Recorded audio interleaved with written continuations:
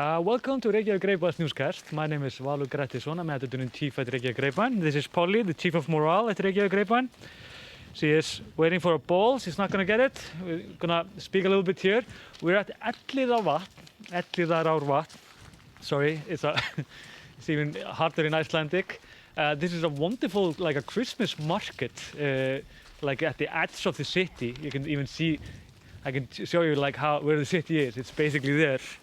And this market is fantastic. You can buy like Christmas trees and you can buy like design stuff here. It's like artists that are running this. The Christmas trees are there. You can see Finna, she used to be on our cover. She's hanging up trees there. She's a designer also. But of course, we're going to do news today, and then I'm going to tell you a little bit more about this Christmas market.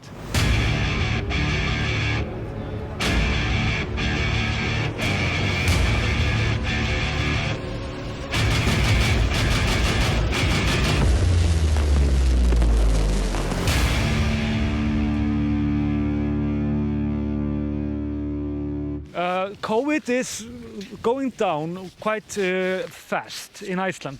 We're down to 45.3 per 100,000, which is the lowest numbers in Europe right now. So Iceland is doing fairly fine. But of course, it's been a toll because we have had really strict restrictions. We still have like a 10 gathering ban. Everything is more or less closed, of course.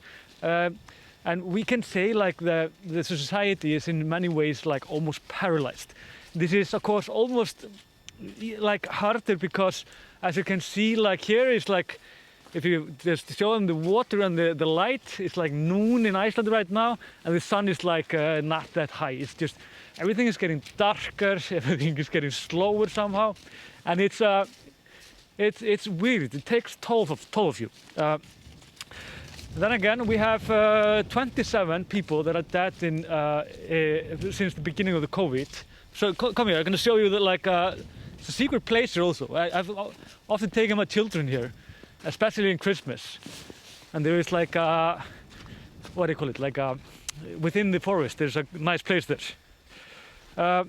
Also, but there are of course very positive news also. Pfizer, the vaccine is something that Icelanders have bought. They have bought like 115,000 vaccines, and we want to start vaccinating people in the start of January. We're going to get the vaccine in the end of December if everything goes by plan, of course. You never know, but we're quite optimistic that nothing will change. And this means that what our mayor said, like Mayor of Reykjavík, Dagur B. Eggertsson, which is by the way a doctor, hasn't been practicing for years though, he said that he wants to use like this our election like system, which means that we have district. It's very simple, and everybody knows exactly where to go, when to vote. And the interesting thing is that he wants to use this system, this election system. So perhaps if I want to get vaccinated, I know then exactly like where I should go and what to do. Basically, instead of voting, you just sit in a chair and someone injects you with it. Check it out. This is you can feel how like dark it is here. It's like very different kind of vibe than the other when you go to the lake. But the thing is that what they want to do is that, like, they are very optimistic that we will be able to vaccinate the whole nation within days in January. So if everything goes by plan, Icelanders will be COVID-free, basically, in January. This is, of course, the most optimistic kind of like protection. And it's impossible to say if this will work out or not. We are standing quite fine right now. The restrictions will change tomorrow, and we're hoping that it will change like it will be much more looser than it is now. But our top epidemiologist, Þórólfur Guðnason, You remember him? His words are basically, everything goes like what he says it's gonna go. And he says that he's not fond of loosening the restrictions too much because he's worried that Icelanders will basically just be way too careless afterwards, way too optimistic even. And that will affect that we will have like the fourth wave. And as we all know, the wave can like spike up quite fast. So we're not optimistic that everything will like open up tomorrow, but I mean, gathering band 50 together would be more than fine for us. I mean, we are Iceland, we are few, so you can do a lot of things with 50, even for the businesses, for the restaurants and so on. Where are we now? Yes, but although we are doing quite good, and these restrictions have shown that they definitely work. We have still like the same situation as like I guess in most countries. Of course, we have seen more of it in the US, but we had like a protest this weekend where people that are against COVID restrictions were protesting outside. This is very interesting. It's been very like people have been very critical about it. I mean, these were like 40 people, 40 individuals, and Icelanders are not having it. They're basically saying that they are, of course, idiots, but at the same time, they don't understand what these people want, because they want both, like they are against the vaccines, and they're also against all restrictions.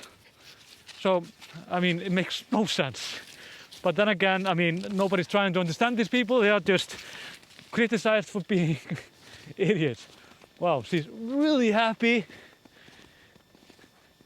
Like I said, this is like Polly loving snow.